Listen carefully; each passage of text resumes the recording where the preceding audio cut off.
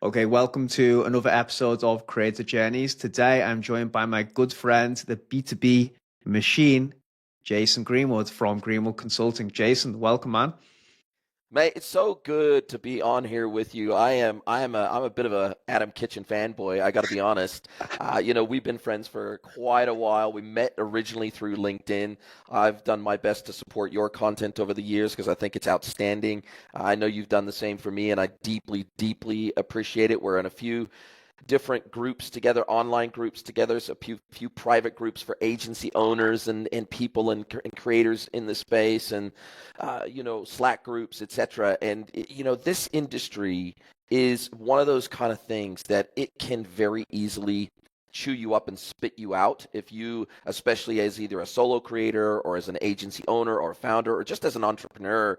I think sometimes these journeys get very lonely, and when we have people that are kind of with a similar mindset, a similar approach, a similar place in their journey as an entrepreneur, that level of support is really phenomenal, and it's actually pretty rare in our industry. There's a lot of sort of solopreneurs, and there's a lot of people out there saying, hey, I made $5 million off this course, and you know there's a lot of hucksters out there, so to speak. There's a lot of bullshitters out there, so to speak. And I don't consider myself a bullshitter. I consider you one of the most straight shooting people in my circle of friends, and I have just such great respect for you. So I'm super looking forward to this chat today. Well, it's incredibly kind and humbling to hear you say that, mate. And the feeling is obviously mutual, hence why I have you on today. So just for context for everyone, I have been trying to lure on some of the really big creators in B2B. And not to undermine, anything you're doing, Jason, because we're in the same position, but I really want to speak to you because you're a small business owner like myself, and content I know is the main engine and lead generation source for your business. It's the main driver just of a business activity, I would say. I know how much effort you put into everything. So we're going to go into that. And I think this is going to be very educational for a lot of people who are getting into the game, whether they're selling B2B services or whatever, and they're trying to become known for a specific subject matter online, build a robust system, and then obviously distribution off the back of that to make this journey fun and not as though they have to send a billion cold emails out to get their first client, and develop leverage around their skill and personal brand. So that's why I think you're going to be a great guest. And I know we're going to go very tactical and strategic into things because you're someone who has started, like myself, from nothing, building an audience. You haven't been some mega, 40 million ARR SaaS founder who instantly gets recognition when you start posting. You've had to do the hard work, 300 or so episodes, right? Deep into building an audience. 439. But there you go. I mean, that's since I last checked. I mean, you're just an absolute machine. So this is going to be very interesting and incredibly insightful for people. So let's just start at the beginning with all that being said. Why invest so heavily in content for your business? What is the driving focus and reason behind you investing so much into this? Look, I have to give credit where credit is due. And if I look back at 8, 9, 10 years ago when I really started creating content in earnest, doing it consistently, trying to feel my way into the types of content I wanted to create, the topics I wanted to speak about, areas where I felt maybe I had a natural affinity for, places where I felt maybe like I had enough experience to speak competently and confidently to those subjects. It really starts with Gary Vee. And look, everybody's got their own take on Gary Vee. Some people absolutely can't stand the guy. My wife doesn't even like the sound of his voice. Love him or hate him, the reality is the guy is omnipresent. And the reality is he is one of the OG creators of OG creators. And, he's built his entire personal and professional brand on the back of his own content. And, he blazed a trail for that a lot of us, I think, in our own way, follow, rightly or wrongly. We've followed creators like him who blazed the trail before us. And there's a small cohort of creators that started up around the same time as him that have had the longevity to continue going to this day. And I just remember, I was listening to him for probably 2 years pretty religiously before I ever got religion myself about document, don't create, right? And that's one of his favorite sayings. It's document your journey, share your journey. Don't think you have to be ultra creative about coming up with these, viral topics. Document your journey, document things you know about. Try to make it as educational as possible. Try to make it as entertaining as possible. Production value doesn't have to be 10 out of 10 production value. If the content is actually valuable, it will make its way into the market where it needs to. And the other thing that he really focused on was your vibe attracts your tribe, meaning that, we all represent a certain cross-section of our business and personal communities. We have certain things in common with certain people, and our content is only going to resonate with a certain part of the market unless you go so generic and so broad that trying to be all things to all people. Most people can't do that. They can't be a Simon Sinek where your content can be relevant to like 95% of the public. And so for me, the final thing that pushed me over the edge with Gary was he just kept hammering home. There was a stint for about 6 months where he just kept hammering home this thing where he came up with this phrase. He said, so if you think you're a thought leader, put your thoughts out into the world and let the market decide whether you are or you're not. You're not a thought leader just because you say you're a thought leader. The market decides whether you're a thought leader and whether your thoughts are original and transformational and helpful and beneficial and have value. So that's kind of where I got started, and it was really that final push from Gary Vee, and I was kind of like, okay, I give up. I've heard this statement so many friggin' times from Gary Vee. I'm going to give in. I'm going to throw in the towel. I'm just going to start creating. Don't know exactly how. Don't know exactly where I'm going to start distributing. Don't know whether I'm going to focus on video, audio, written content. I'm just going to taste and try and see what resonates with me because I got to enjoy it. That was one of the other things he pointed out. He said, look, if you're not enjoying the content that you create, if it's not something you would consume from somebody else, and you're not, if it's not resonating with you first, you will never stick with it. So you have to make content you love first. Everybody says, oh no, go out and assess what your audience wants. Try to figure out what your ICP is and write content for them. Well, I didn't have an ICP when I started because I was an employee. I was working for a company. So it wasn't like I was trying to build a personal brand to immediately turn around and monetize it. I was just trying to create content that I saw void. I recognized a void in the market for content that I wanted to consume from my industry. No one was creating content I wanted to consume. And I thought, well, geez, if no one's doing it, well, why don't I be that guy? Why don't I be that person? I'll put up my hand and I'll say, I'm going to start creating content that I'd love to consume.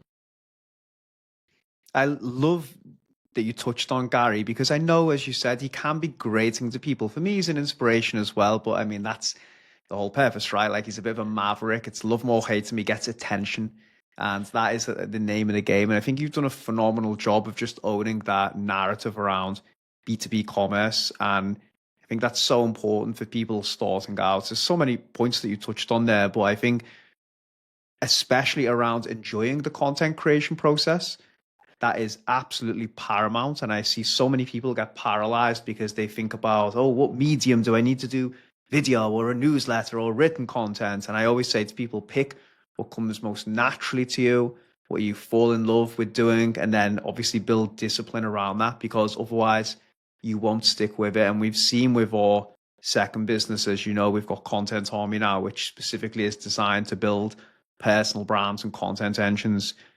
If the founder doesn't enjoy the process, you just can't get into content right and think, I'm just going to dip my toes into the water. You're either in or you're out.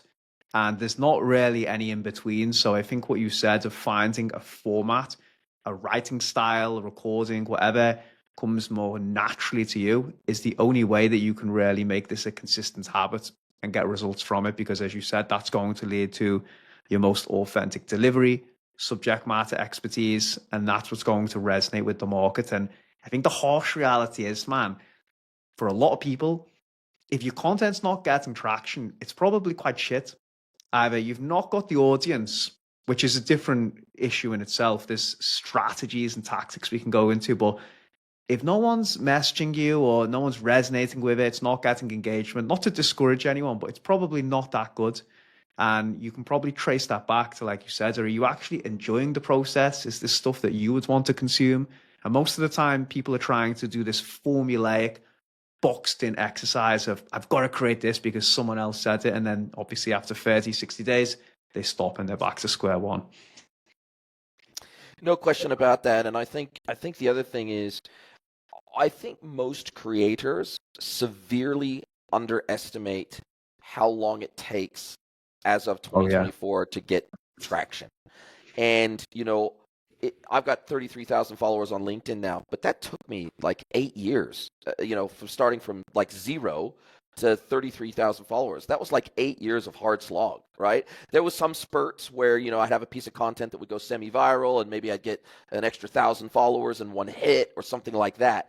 But in general, it was just day in, day out. I mean, I posted almost every single day, 7 days a week for almost 8 years. Now, I'm not as consistent now on LinkedIn because it's harder to get cut through, and I'm just not seeing the ROI on LinkedIn isn't what it used to be, and so therefore I'm playing around with some other channels and investing a little bit more time in other channels and a little bit less time on LinkedIn. But I think that if you are not prepared to put in a good couple of solid years of consistent effort with your content, you're probably not going to see the benefits and the results that maybe you're looking to see. And I think also, to your point, having a preconceived idea of what you think the results will be or should be is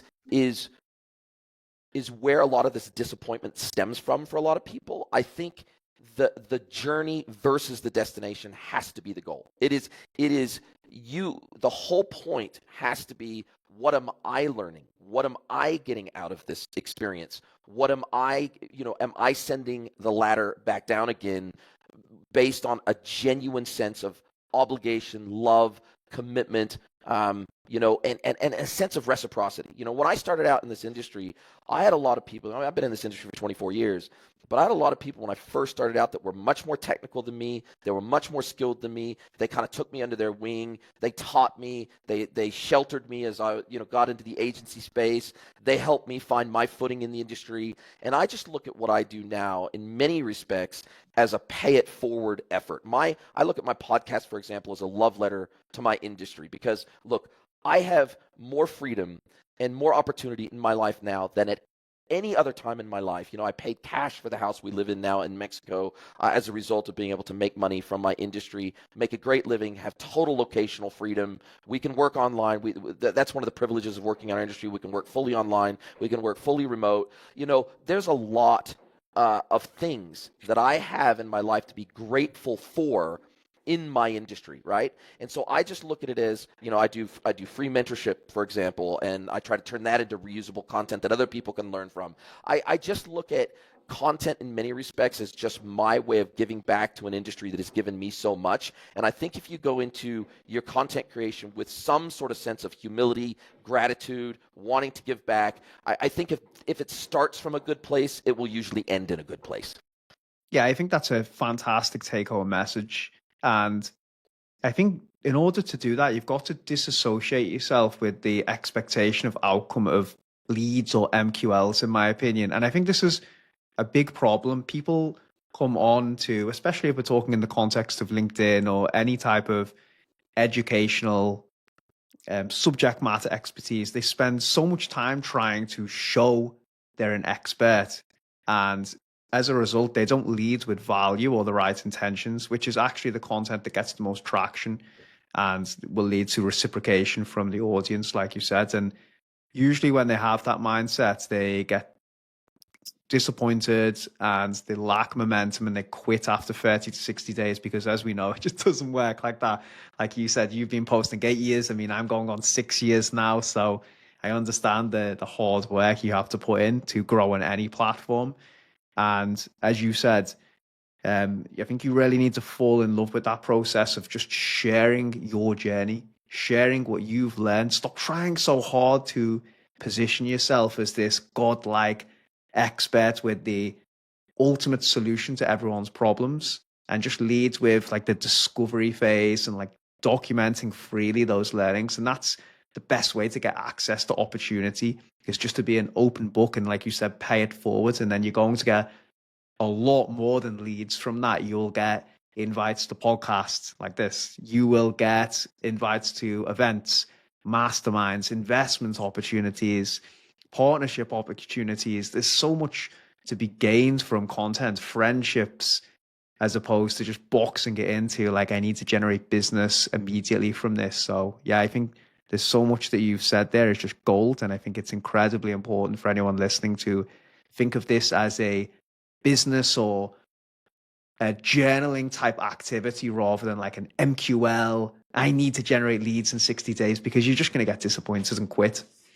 Well, and I think also trying to think about the monetization of any one individual piece of content, or the ROI of any one individual piece of content is it's going to be fruitless within reason, right? Okay, maybe if you're Hormozy, or maybe if you're Gary Vee, you can bank on, okay, I put every single video I put out is going to get a minimum of this number of likes, follows, comments, and a certain number of revenue and leads that are going to come directly from each piece of content. I guess when you're at such global scale, then you can probably start to calculate the monetization. I mean, if you're a major YouTuber, you can then pretty accurately predict what the monetization is going to look like for each and every video on average you're going to put out. But for those of us that aren't directly monetizing our content through, and we're not deriving most of our income from sponsorships and paid product placements and partnerships and things like that,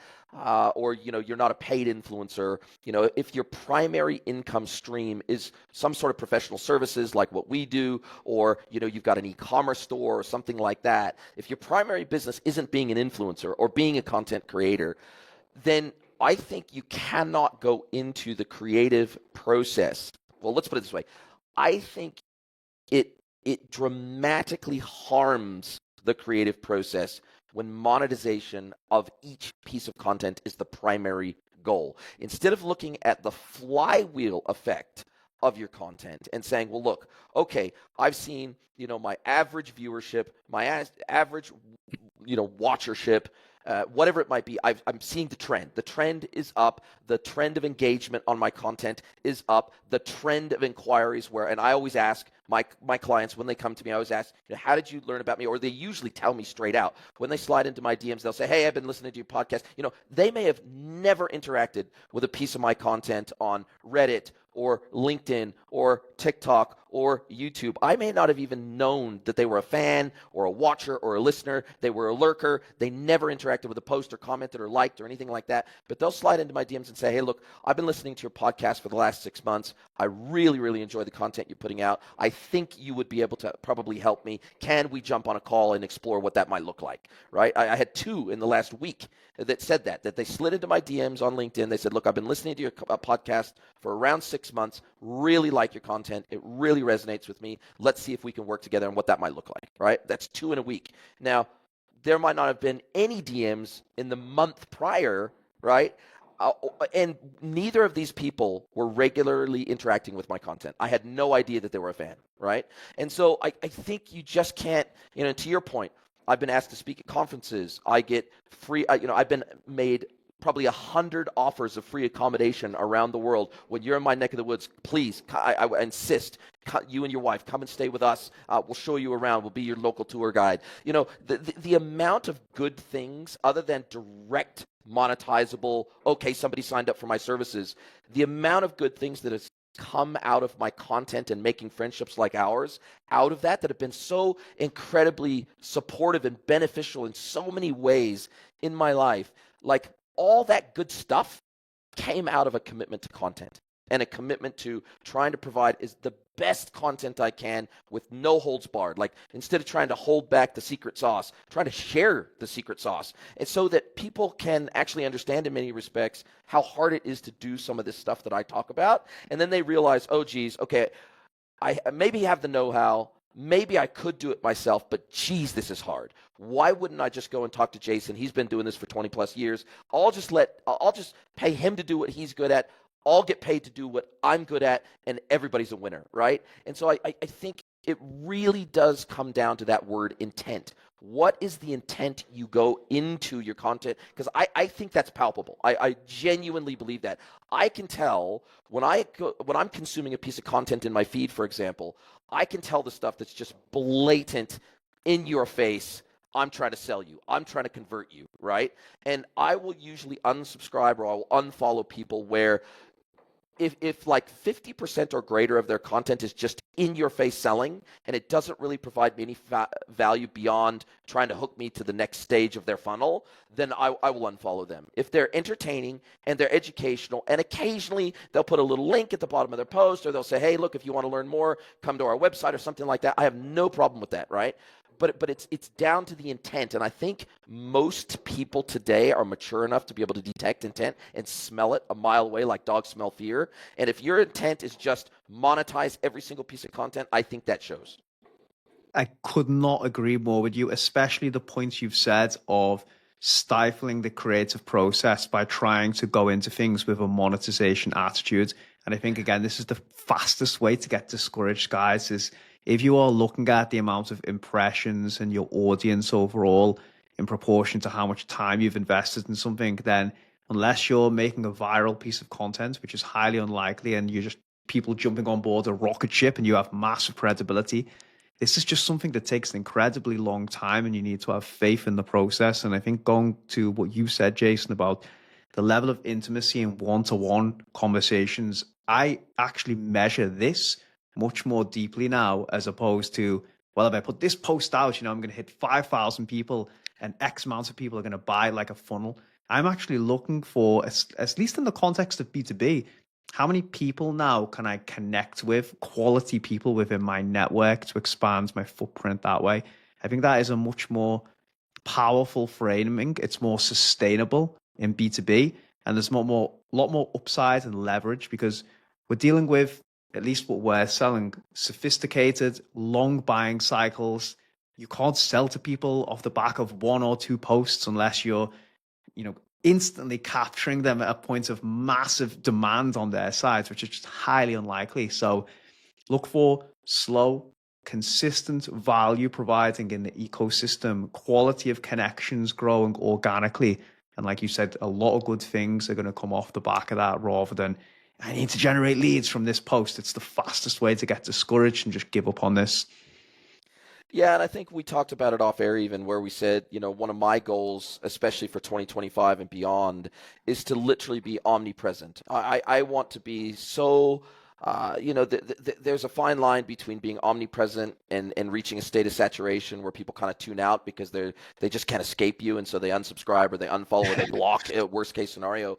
But I think because, the modern algorithm is, 5 years ago, I think saturation was probably more of an issue, meaning that if I was following somebody, I would see like 95% of the content they put out into the feed, right? Nowadays, because it's more interest-based, because it's more intent-based, et cetera, and these algorithms are taking a leaf out of TikTok's book, the reality is if I'm following someone or they're following me, at best, they're probably going to see 20% of my content. So even if I'm putting out content every single day on every single channel, the reality is they're probably only going to see a fifth of that, maybe even less, maybe 10% of that. Just because they're following me doesn't mean they're going to see 100% of my content like they used to a few years ago. And as a result of that, I think people are too afraid. They're saying, "Oh, I don't want to overwhelm people. I don't want to be saturated. I don't want to be, and it's hard to be everywhere." And it's like, well, you won't be everywhere. And first of all, you're going to have, when you first start out, you're going to have a very tiny little audience. And so as your content quality and consistency get better, your audience size will typically grow in a linear way alongside that. And so therefore, you have time. Trust me. A lot of people say that. They're nervous, they're embarrassed, they're shy, they don't quite know how to technically create content, how to edit it, how to distribute it. They really don't know necessarily what they're going to talk about. And I say, look, just start. It doesn't really matter. It doesn't really matter the type of content. It doesn't really matter the format. It doesn't even really matter the distribution channels.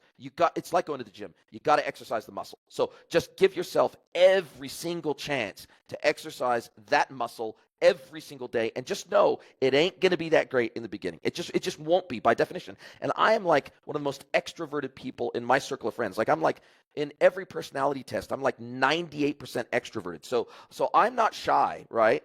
But even I, as extroverted and outgoing as I am, I look back at some of that early content and it's slightly cringe. Like if I look back at some of my content from 8, 9, 10 years ago, it's slightly cringe. Not because I was shy, but just because I hadn't sort of found my groove. I hadn't kind of found my mojo. I hadn't quite honed in on the topics that I really wanted, those 3, 4 pillar topics that I wanted to regularly speak to. I hadn't really kind of found my place in the world as a creator. And I think that just takes a little bit of time. You got to give yourself a little bit of grace. But the only way you're going to find that is just volume. It's just scale. It's like if I can devote more time to this, there's a certain amount of effort that you have to put in and a certain amount of pieces of content you have to generate to find that groove. And so the only way to speed up that process is to just create more and more often. And so that's what I would advise people to do. Is just don't expect much from yourself in the beginning, apart from like going to the gym. When you first start out at the gym, every single workout, you're going to go home and the next day you're going to be sore as shit. And you're not going to see, if you were to look in the mirror, you're not going to see results that are visible and tangible in the mirror for probably a minimum of 3 months. So the reality is you don't give up. When you start going to the gym, going in, it's going to take me 3 to 6 months to really see results that I can be proud of. And then that momentum starts to build on itself. It's exactly the same with content creation. You got to build the muscle before you can see the muscle. You've hit the nail on the head. You need that repetition. You need the velocity of data as well to know what's performing, what's not. You don't even have the audience really to gauge that from the data. And I was actually giving a talk to a group of SaaS founders on Friday, and one of the pushbacks were, well, I don't have a lot of time for this, so I would really like to just do 2 great posts per week. And then as opposed to, posting every single day like you're suggesting. I'm like, first of all, you don't know what a great post looks like because you've never posted.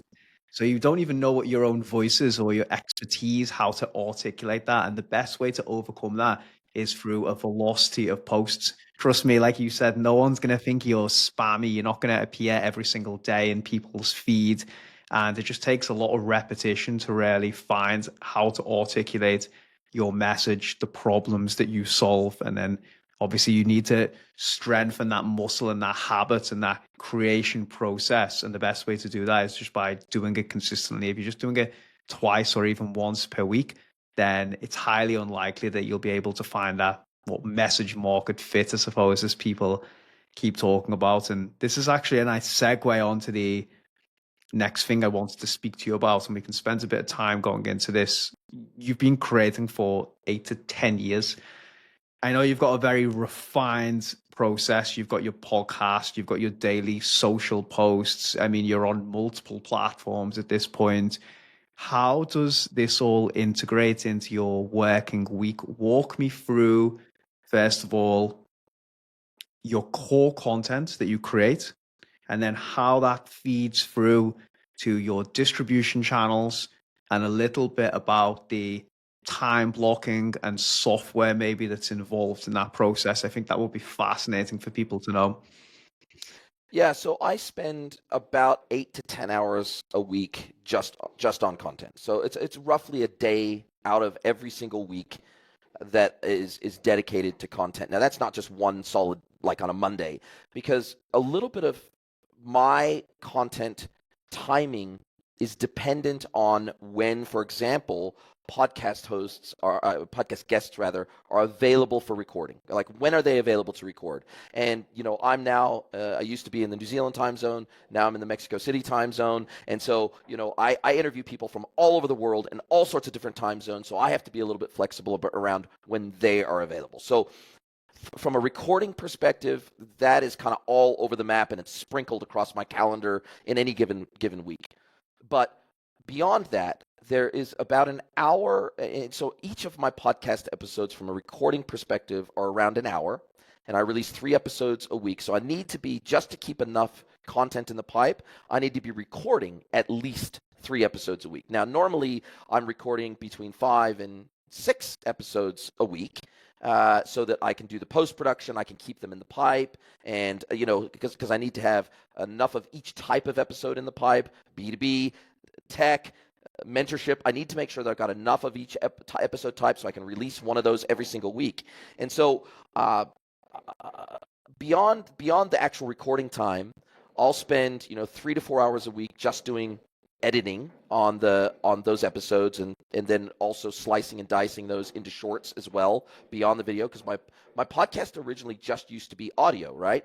And this is about the whole land and expand model, right? So it was originally just audio, but then when I saw the rise of short form video platforms, I was like, well, it's hard to make something great for a short form video platform out of pure audio, apart from maybe a meme with a clip attached to it or something like that. So I was like, God, I really need to focus on video, and I think I'm pretty good on video anyway. So it's like, okay, fine, I'll just do video. Then I got approved by Spotify for video on Spotify, and I made them my host as well. I switched from Podbean to Spotify, because you have to be hosted by Spotify to be approved for video on Spotify. And the great thing about Spotify is I can upload just the video to them, and they will split out the audio track and distribute that to the audio-only podcast platforms like Apple Podcasts on my behalf. So whereas I used to have to split out the video and the audio separately, upload the audio track to Podbean, upload the video to YouTube, for example. Now I just produce the video track,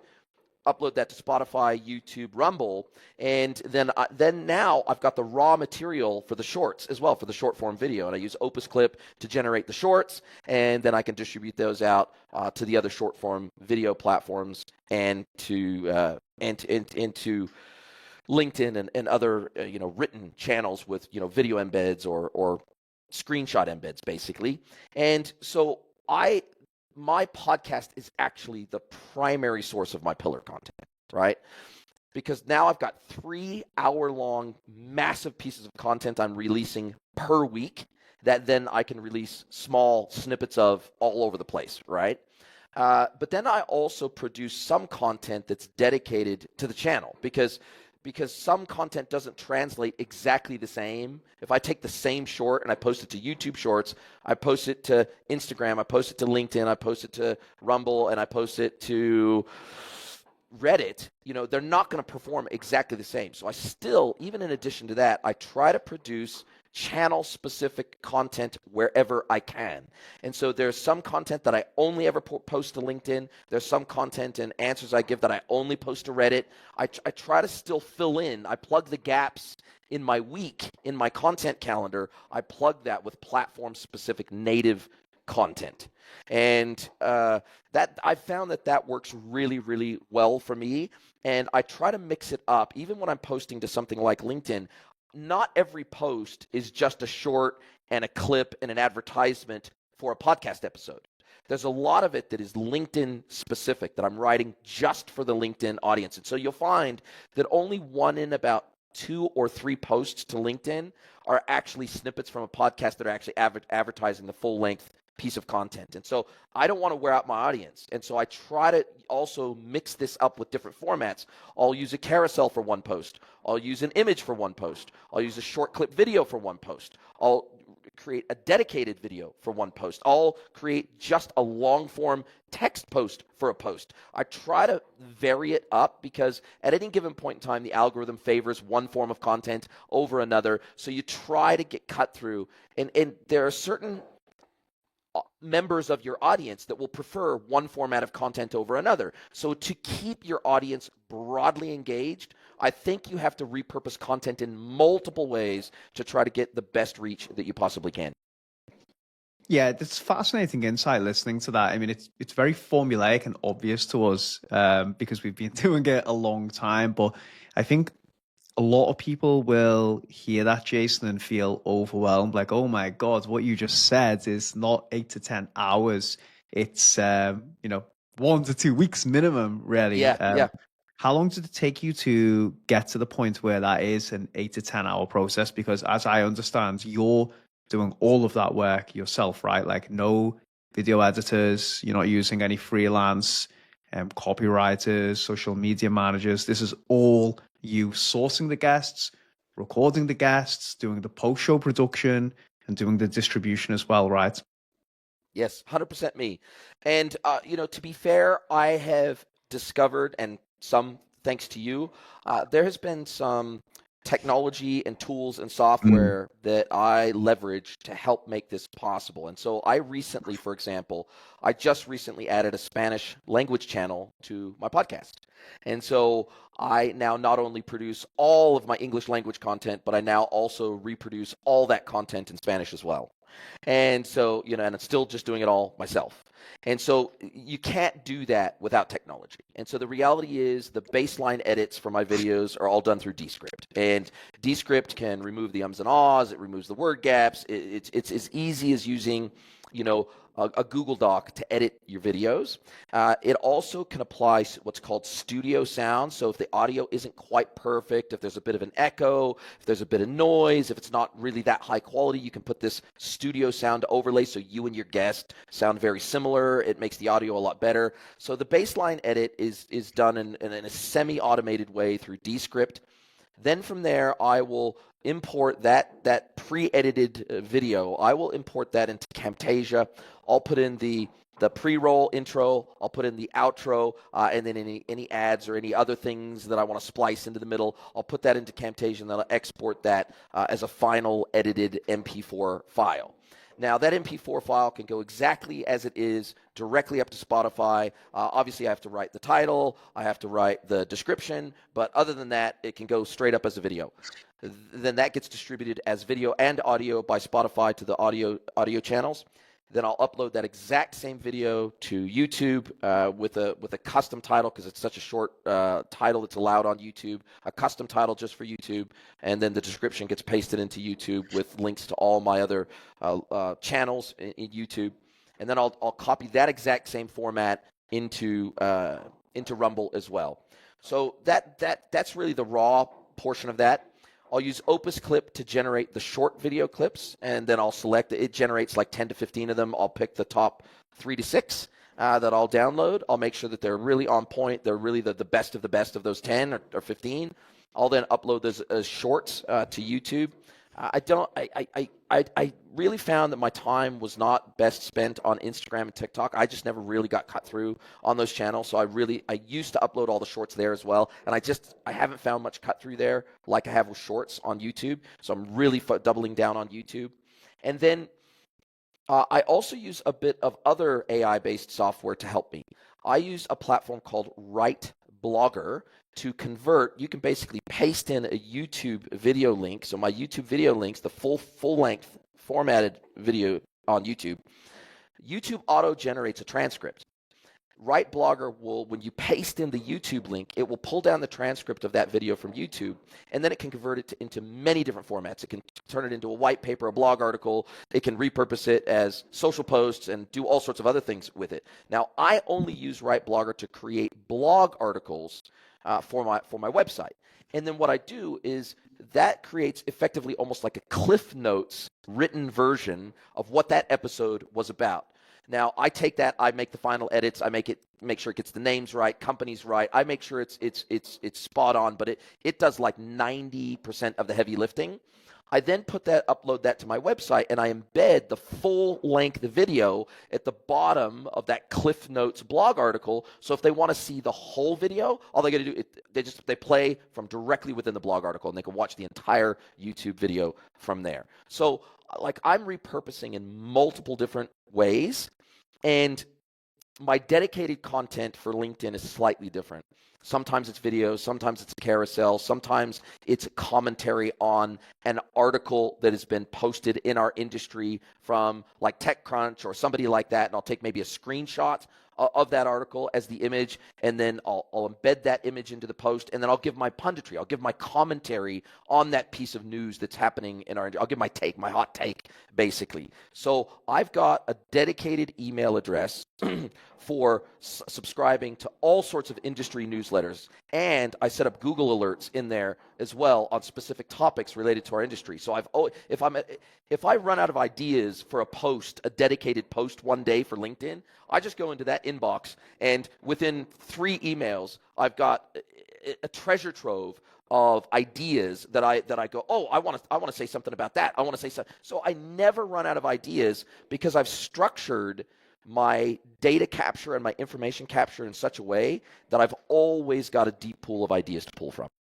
Yeah, this is incredibly insightful, mate. And I know this took a ton of trial and error because I've been through this journey myself. And I know, again, I want to go back to the fact that a lot of people will be listening and very overwhelmed and probably freaking out by what you've said. But I want to break it down for people to let them know, in my opinion, the best way to bring this to reality and not just go, fuck this, I haven't got the resource, I haven't got the time, I haven't got the expertise, because me and Jason have been through a lot getting to this point. And now obviously it is a bit like clockwork and it's manageable and it's enjoyable, which is absolutely critical.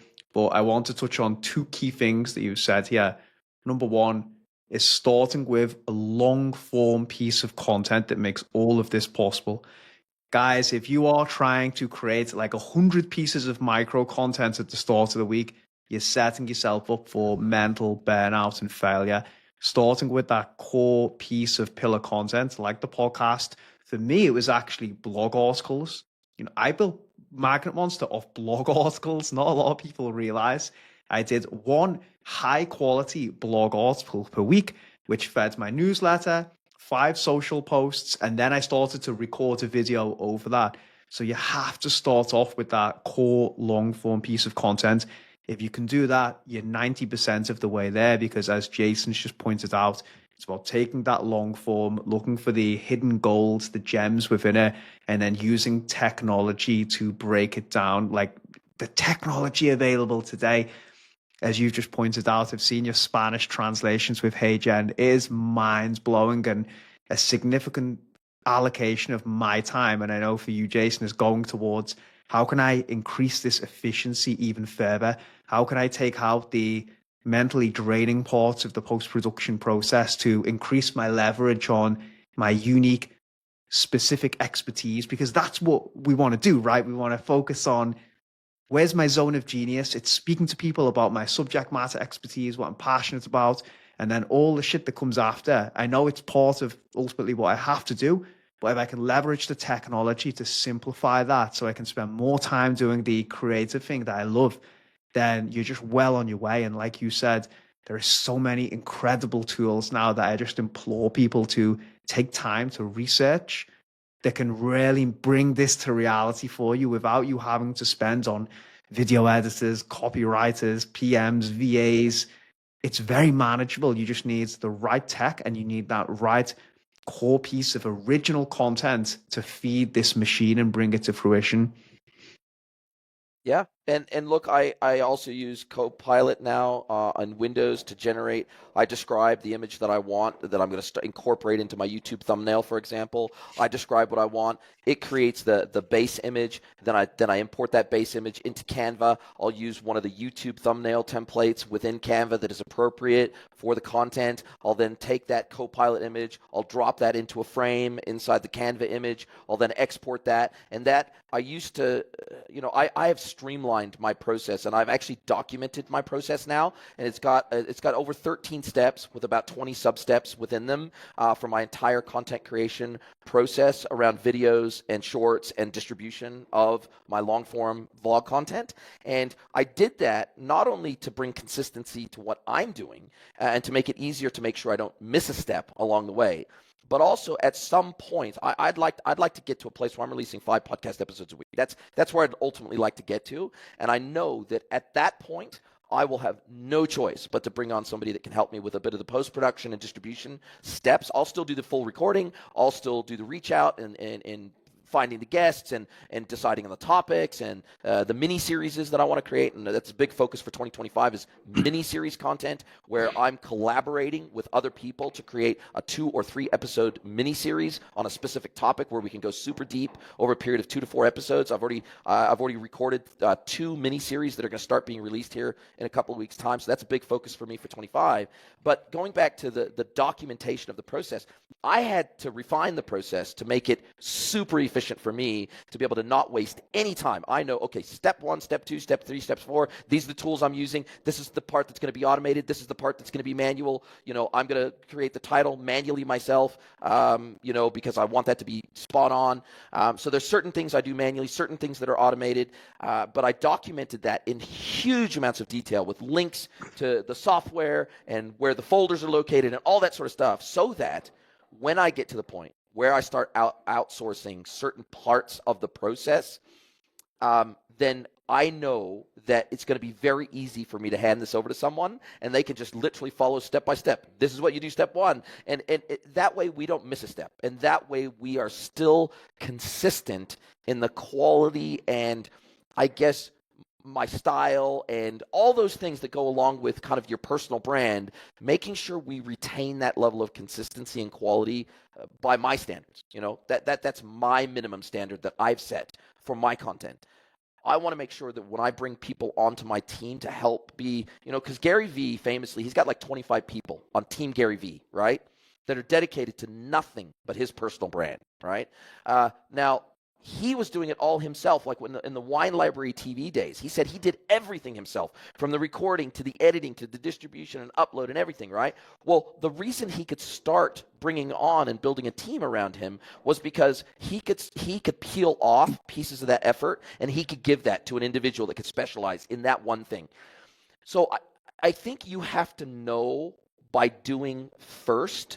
It's really difficult to start outsourcing or even knowing which things to outsource until you've done it for a long enough period of time to bring super consistency and efficiency to the process in the first place.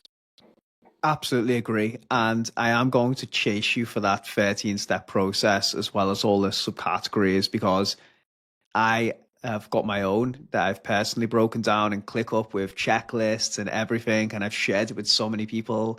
Obviously, they've all said it's so valuable, and then I go back 2 months later and they haven't done anything with it, which is, you'll understand at this point, is pretty standard these days. Yes. But I know breaking this down into steps like an SOP and a formulaic process will make this a lot more tangible and plausible for people to actually make a start with. So I'm definitely going to follow up with you after this, get that, and then make a really beautiful LinkedIn carousel that we can both post, because it's super valuable, man. So thank you for everything today. I've learned a ton.